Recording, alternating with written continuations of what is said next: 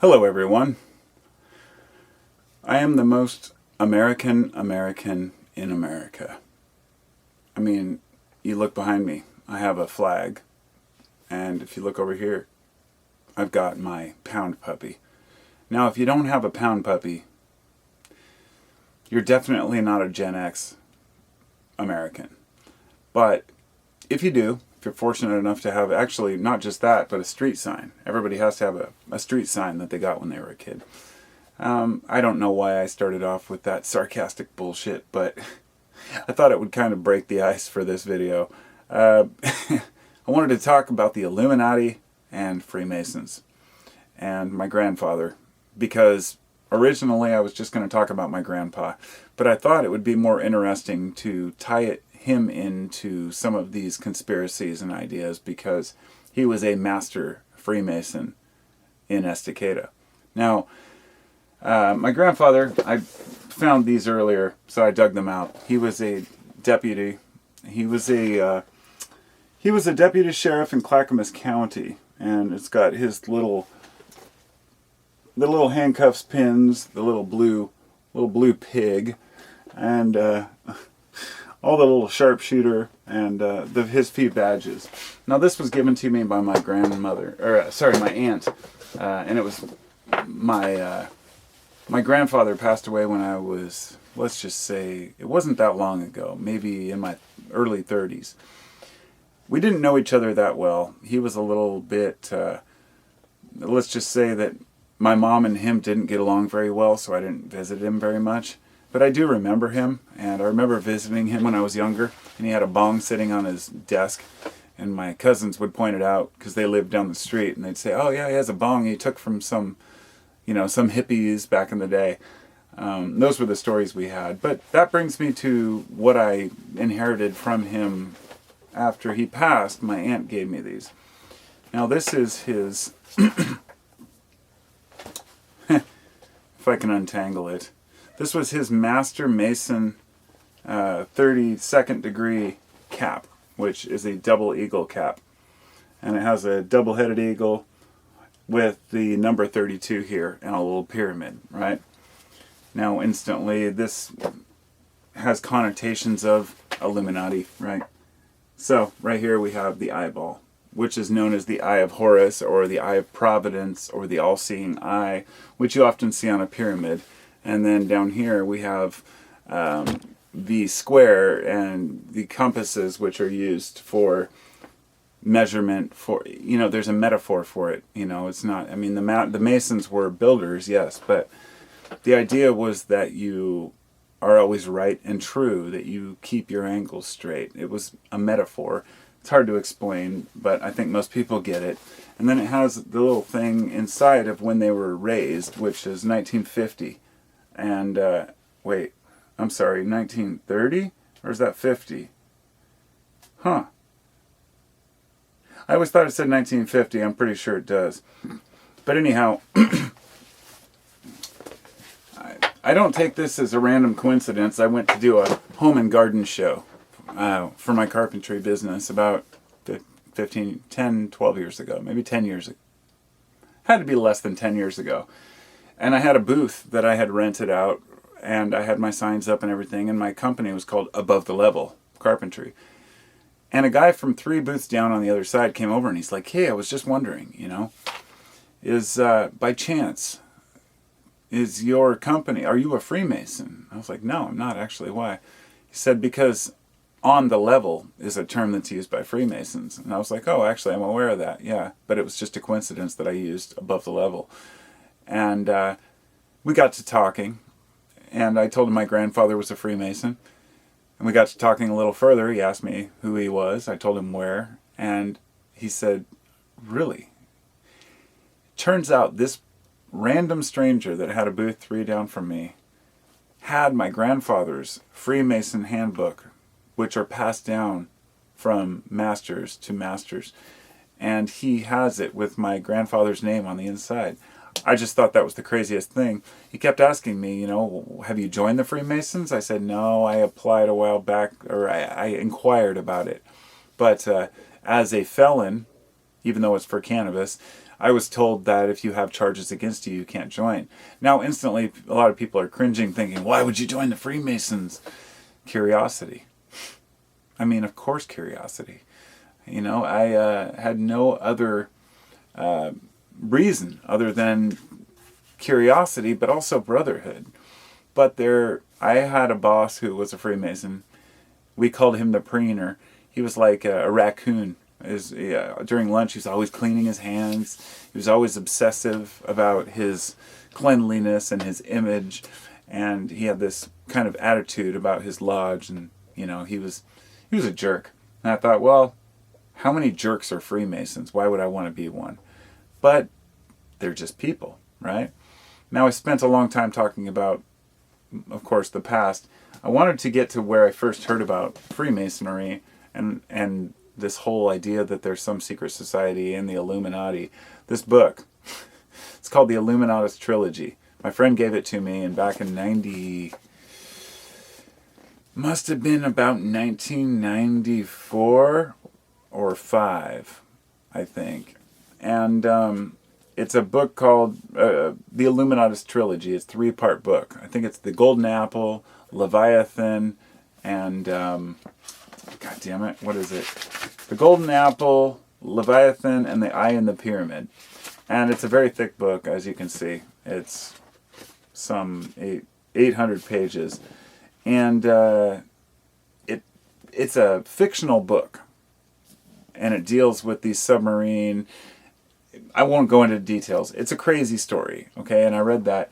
Back then, when I first read that, it was almost as if I was told back in the 90s, before the internet days, that this book was kind of revealing some of the secrets of the Illuminati, or the conspiracies behind secret societies. And I didn't really take that to heart, because I found that this was pretty far out there. But some of the deeper connections in there, as far as people holding secrets and propaganda techniques, were absolutely true. So it wasn't until many years later that I kind of got back into these things. And back in my early YouTube days, I was trying to dispel the myths around Freemasonry. And I got attacked so much by people who said that I was a shill for the Illuminati, that I'd been called a moon agent. Somebody who, when I said that the moon is a real thing, I mean, this was about 5 years ago when people started to go off the deep end. And I know it's always been this way. It's not that there haven't always been people who are off the deep end, but rather they pulled more people off with them using social media. Now that random douchebag in his basement who is disheveled that nobody would take seriously outside in public can pretend to be together for 5 minutes on his camera and make everybody believe that he has some inner knowledge about this workings of all these secret societies, as if one dude in his basement has done this research that the rest of us are unable to acquire. Very rarely is that true. But years later I got this book, The Secret Teachings of All Ages by Manly P. Hall. This was after spending about a year and a half listening to pretty much every single Manly P. Hall lecture I could find. Back in the days of, when torrents were really popular, back in the day when I was into downloading torrent files, when other people were downloading movies and music, I was downloading files and books and survival guides. I have hundreds of survival books and guides that have been copied and shared, but one of them,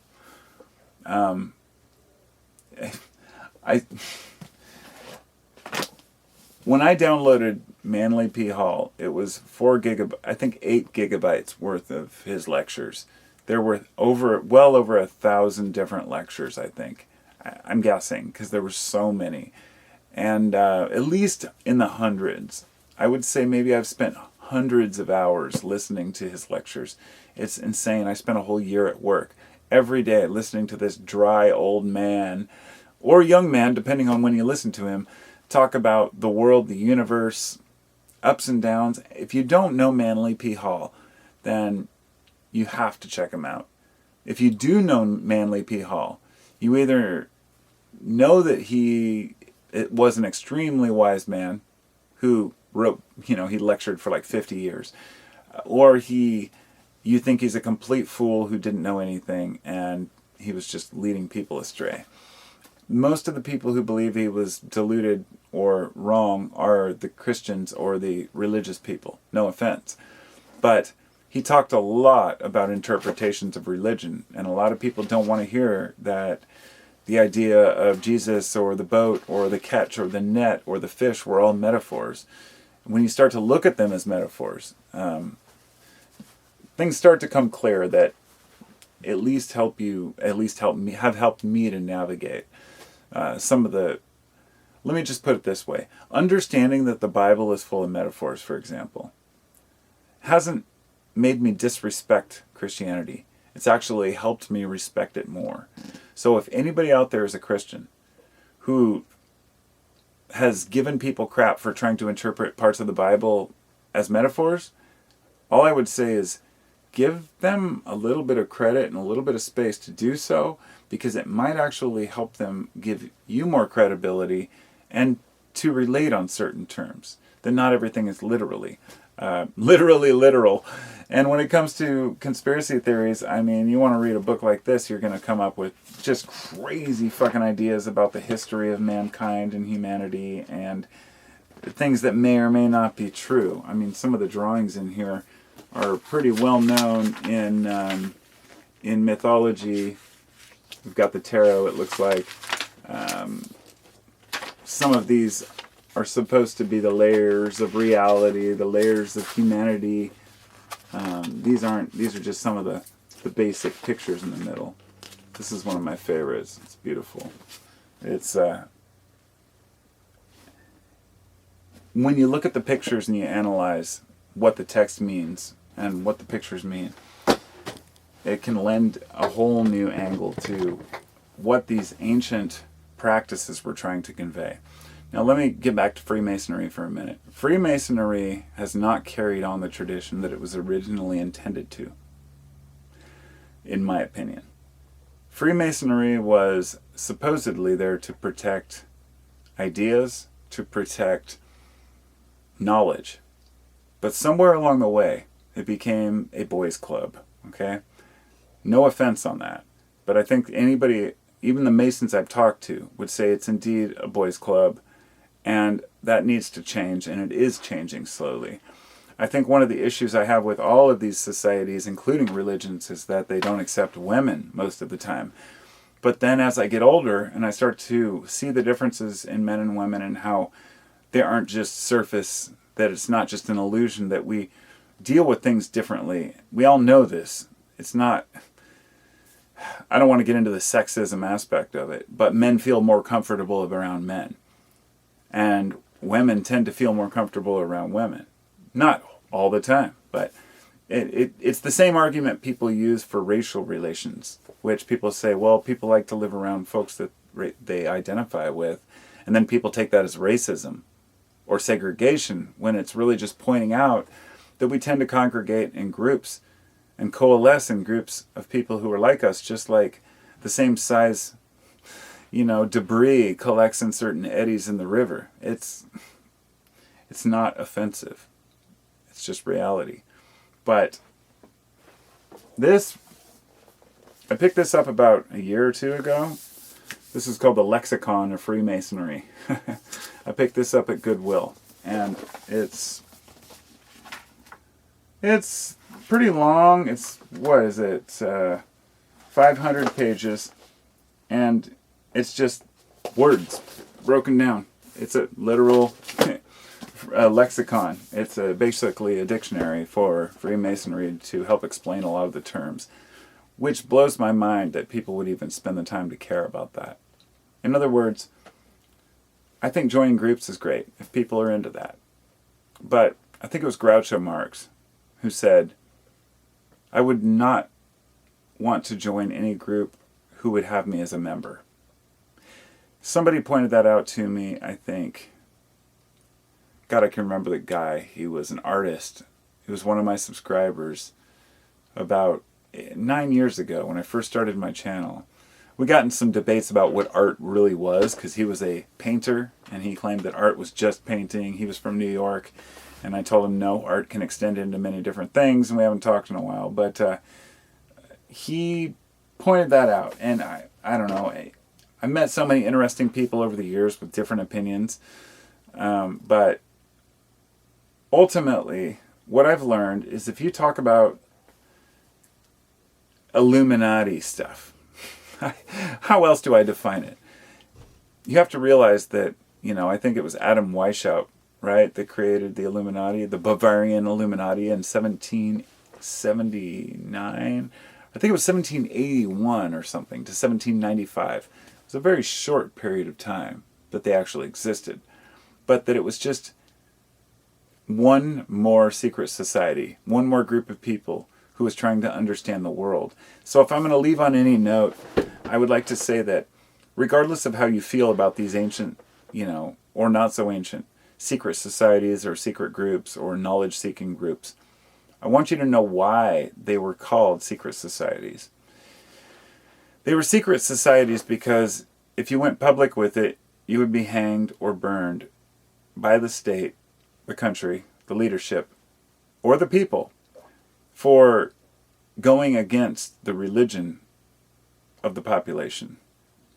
Whether Christianity or Islam or any other belief system dominated in one particular region, whenever we had somebody who wanted to learn basic knowledge and look at things differently, they were always ridiculed and outcast. So therefore the Freemasons formed out of a need to escape persecution by the church. So when folks in the church talk about how they're being persecuted by other groups or atheists, just realize that many of these other groups exist merely because they have to form a group in order to hide from the religions that persecute them. And I can't go back to the Library of Alexandria, which was burned, one of the greatest repositories of knowledge in history. And it was burned by a group of Christians who were told by their leader at the time that the library was an offense to God, or an affront to God, because this knowledge disputed what the Bible said. So it was attacked and it was burned. This is just one example of how knowledge is destroyed by ignorance, and why we have to continue to, continue to explore all these secret sides of life, the secret knowledge. I mean, I just want to kind of briefly go back. I know I've been rambling on this video, but this book right here, Secret Teachings of All Ages, it's kind of, I guess, in a nutshell, a consolidation of all the lectures I've heard from him, which are everything from astrology to religion to just caring about one another and love and things like that. His lectures are endless as far as subject matter. But one of the things I have learned is that it can be really easy to get sucked into this kind of stuff. But there's no end to it. What you have to do is find what works for you. Whether that be just believing in a simple religion, simple God, going to church, or whether it involves reading a complicated Bible, whether it involves science itself, whatever it might be, you have to find what works for you. And so many people out there are trying to find what works for them, but we fall into somebody else's belief system. So it's hard not to. If we do end up doing that, I just like to give you one note. One final thought is, look at the people that you follow. Look at their attitudes, look at their demeanor, look at whether they're happy, and look at their success. And when I say success, I don't mean money, because that's one of the biggest mistakes we make, is seeing a person has money or fame, therefore they must be smart or know what they're talking about. That might have worked for them. Let's just say there's one girl who's really cute and she makes her way with her looks. Just because you follow her ideas doesn't mean it's going to work for you. Or just because one guy's really good at sports and he becomes wealthy, it doesn't mean that you're going to have the same luck. Point being, we have to look at others, see what we want to be, see how we want to be by observing the people around us. And when I look at, say, Freemasons compared to, a religious group, I guess it's kind of a draw because it depends on the people. There's no absolutes in any of this. So I think that's about it that I wanted to share. I should make a separate video about this one, but DMT, Spirit Molecule, phenomenal book by Rick Strassman. Crazy stories about psychedelics, and I think that they tie in really well to understanding, to religion, to God, to the Godhead, and to anybody who's seen the Godhead or felt the Godhead, if you will. By saying that, it's an arrogant statement, but it's something you never forget, even if it's all in your head. And some of these old belief systems, these old secret societies are based around trying to find that truth. And people would sit for hours, if not days or weeks, in temples to try to find this awareness. And today we have all the access to these tools at our fingertips, psychedelics. And we can achieve that awareness, at least for what works for us. I'll leave it at that. Thanks, everybody. I'll talk to you later. Have a wonderful day. Oh, yeah. Don't forget to subscribe if you haven't. And if you're not a patron already, what's stopping you? It's just $1 a month, man. Help me support my lavish lifestyle. Peace.